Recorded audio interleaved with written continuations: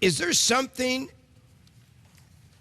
like an occult attacking our president? Absolutely. I think it was actually on this program a few months ago when he first came out with his God's Chaos candidate. Yes. A word, by the way, that he borrowed from Jeb Bush. If you remember the last Republican debate, Jeb Bush referred to Trump as a chaos candidate who would become a chaos president.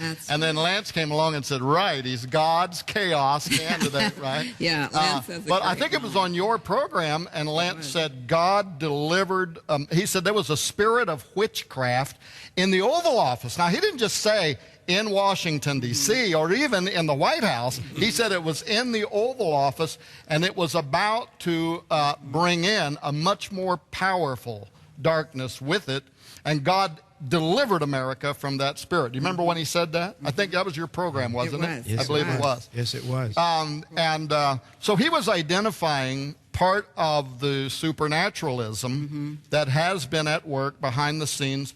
Well, in Washington, D.C., really since the inception of the country, by occultists. We've done programs on this before if you want to understand the layout of Washington, D.C., the obelisk. Oh, and don't you love this? So there's going to be a few people that will get where I'm coming from here.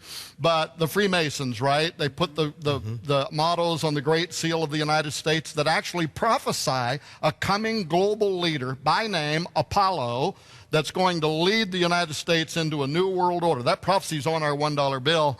The New Testament, however, identifies in the book of Revelation in two places, and then Paul, also to the church at Thessalonica, says the spirit that will inhabit the Antichrist is Apollyon, Apollo, right? So they're literally prophesying that the Antichrist is coming to this country. Well, did you see what Time magazine did in their big picture of Trump?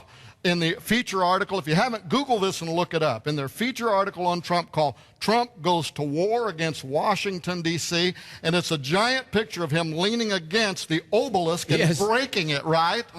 That was a very subtle and telling message. I didn't get it till this minute, but I saw that. War is against. This is a battle against supernaturalism. And some got it and most didn't, but that's exactly the point that they were making. Again, this outsider has come in with his Christian God telling us what he's going to do.